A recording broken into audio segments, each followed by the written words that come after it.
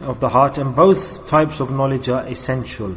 Ilm Zahir and Ilm Batin. And both knowledge have a link with each other, just like the body and the spirit. Both are intertwined. If you have the body and no ruh, then that's the graveyard that you will go to. And there's no other destination. The ruh will come out and people will say, oh, he's passed away, put him into the grave. Is there any value of that person's life? No. In the same way, Ilm Zahir, you will have the value of Ilm Zahir when it is intertwined and also combined with Ilm Batin, the internal knowledge. So Ilm Batin is essential and Ilm Zahir is essential. So you need the knowledge of the internal self, you need the knowledge of the external, or Sharia and Sunnah. Ilm Zahir, Quran, Sharia, you learn the rules and the principles. And if a person speaks against Quran, Sharia, then he is fraud, he is deception, and it's magic, and you cannot have Ilm Batin like this. So this is something to understand, that what do we need? What do we require? For example, a person thinks he's a wali Allah, he's a awliya, or his heart, he follows his heart, he doesn't need the ilm zahir. No, not 1 inch, not 1 hair's width can an individual move against the rules and the principles.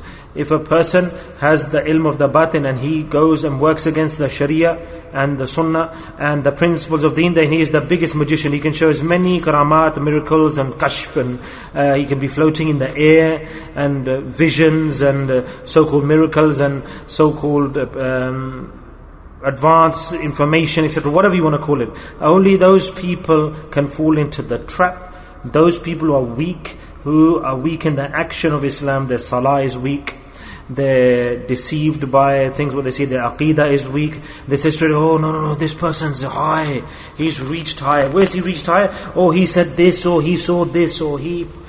I'm just giving you little pointers. This is a very big topic and we have to do dhikr. I'm just giving you some hints, some pointers, then we should build on them in our own time. So Hazrat Abu Sa'id Khudri radiyallahu anhu, may Allah be pleased with him, stated that the Holy Prophet sallallahu alaihi wasallam said that, look, when you go to learn knowledge, when you are a student, when you learning knowledge, be careful of one thing. I'm giving you the meaning of the hadith. I'm just spreading the meaning of the hadith to you. Be careful of one thing. Whenever you are learning ilm of deen, whether it's zahir, external, or batin. Say it loudly. Batin, yes. Internal knowledge. So both knowledge types have one usul, or the same usul. And there's no difference. They have the same usul. When you go to learn knowledge, when you set forth on the path to learn knowledge, be careful of one thing especially. That the place where you're going to, and the individual you're learning the knowledge from, that you should have to absorb all what comes from that direction. Subhanallah. These are the words of the hadith. That totally give yourself away for that knowledge. For your ustad in front of your teacher, become khak, dust, sand. In other words, be totally humble and low in front of the teacher. Totally give yourself up for the teacher. And this is the student nasiha, the students of Rasulullah, and those who accepted this, they became Imam Bukhari, Imam Abu Hanifa, Imam Malik, Imam Shafi, Imam Ahmad bin Hanbal. Radiyallahu anhu. The great personalities, I'm presenting their statements to you. So, his maqam in the world of knowledge, in the realm of knowledge, there's a hadith. Allah's Nabi Sallallahu Alaihi Wasallam said that Madinatul Ilm, I am the city of Medina, and He is the door to the city of. So in other words, He's the door of knowledge. Whoever wants to go into the city of knowledge has to go through the door, and he has to go through that door, which is Hazrat Ali Karamallahu Wajh. Subhanallah. So that was the similitude that was used here. So such a great maqam Hazrat Ali Karamallahu Wajh had, and radiyallahu anhu. What did he state, Hazrat Ali? He stated that, look, when you seek knowledge, when you go to somebody to seek knowledge, then remember you are the ghulam, you are like the servant. Yes, whether he sells you, whether he sets you free, whether he keeps you as a ghulam, as a slave, as a worker, you have to accept all the conditions of the teacher. What a great lesson. What a great lesson. So first, totally annihilate yourself as dust, as sand, humble yourself, lower yourself, and then totally give yourself to the teacher's direction and guidance. That there's nothing in your control, student. The teacher can sell you, he can keep you, or he can sell you, or he can set you free. This is the decision and choice of the teacher. Whatever the teacher decides, whatever angle, syllabus, agenda, schedule he creates, however he treats you in your mind, in your body, in your thoughts, in your emotions, you should never feel unhappy.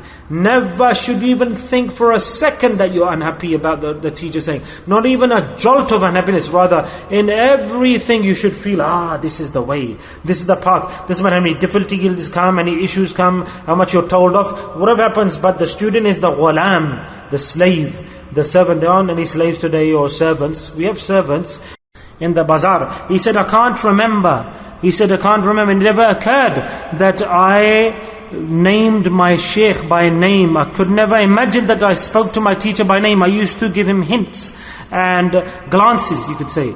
Yeah, once he was in Baghdad, Imam Ahmad bin Hanbal rahmatullah, and it was the time of the king at that time, and he was Hanbali. And what happened at that time?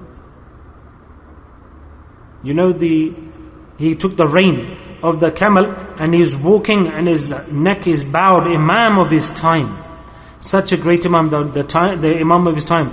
And he's there walking with his neck bowed.